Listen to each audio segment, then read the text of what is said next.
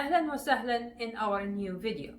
If this is your first time watching us, please don't forget to subscribe to our channel or the chocolate hummus will haunt you.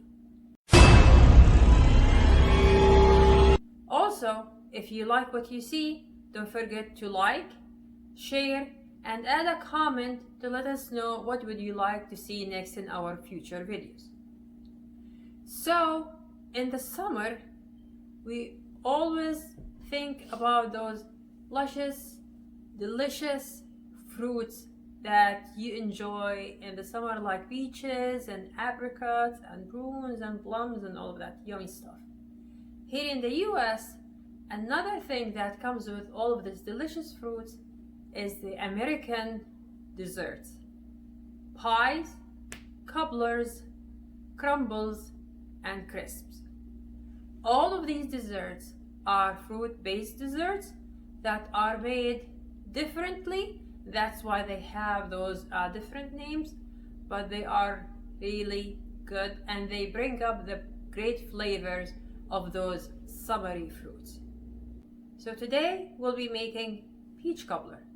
So cobblers are known in the US since the 1850s. They started like being similar to pies, where you have those flaky, buttery dough that is like layered with the fruits. And then from the 1850s and up to the beginning or mid of the 20th century, it has become the cobbler that we know today. So cobbler means that you have a layer of fruits and then you have a biscuit-like dough that you put on batches, big batches on top of the flour. And that will make it look like a cobbled road, and thus the name cobbler. Crisps and crumbles are a little bit different because you have a crumbled topping on top of the fruits. Either you're using oats or no oats, flour, butter, and nuts if you like. For cobbler, as I said, you can make it using like a biscuit dough or a cookie dough or a cake batter, like the one that we'll be making today. So the first step in making the cobbler is preparing the fruits. Here I have around 8 to 9, like 9 medium peaches, but if you have the big ones, you can use only 6. They are peeled and cut into slices, as you can see. For this, we're gonna add 3/4 cup of granulated sugar, a dash of salt, and 1 tablespoon of lemon juice.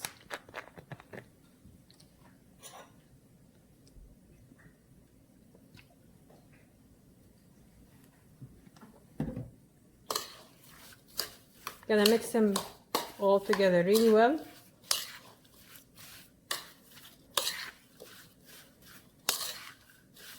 And then I'm gonna set them aside for a few minutes.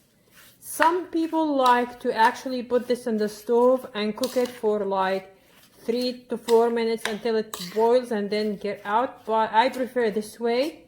It will let the fruits to get the juices out naturally without any heat, and I don't actually like to cook my fruits twice. They're gonna be baked in the oven for like 40 minutes.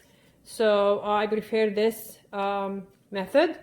Also, you can make the same dish with prunes or plums, or you can even have a mix of all of 3 of them.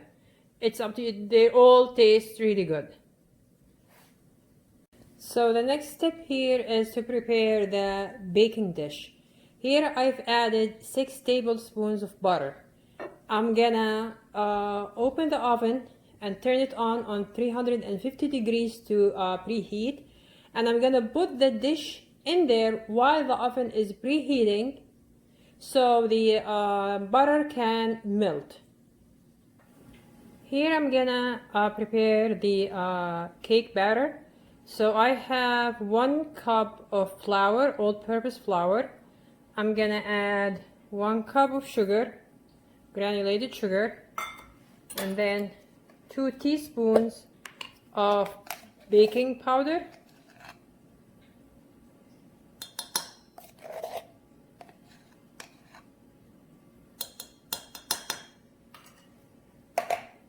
Little bit like a pinch of salt.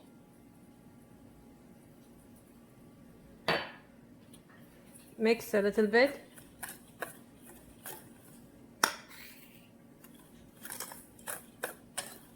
And then I'm gonna add 1 cup of milk.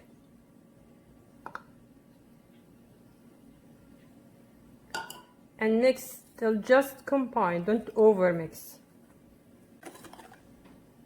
And it's ready.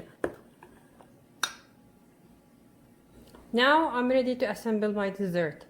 I have the butter here all melted. I'm gonna add the batter that I prepared earlier.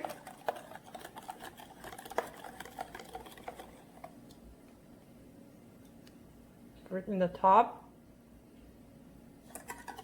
Don't be tempted and mix the batter with the butter. This is how it should look like. And then I'm gonna add the fruits that I prepared earlier with all of the juices that came out of it.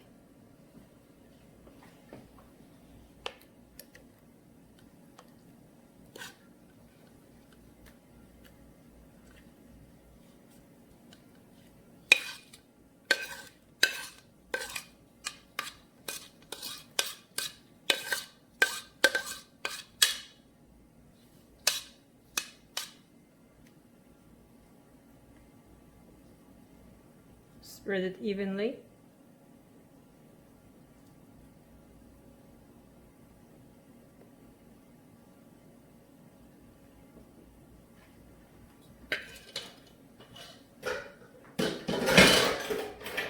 And now I'm gonna sprinkle cinnamon. Cinnamon adds a great flavor to the dessert, so be generous with that.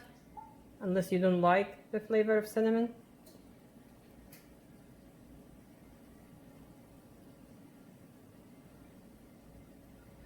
And then I'm gonna put this in the preheated oven for around 40 minutes until it's fully baked and it has that beautiful golden color on the top.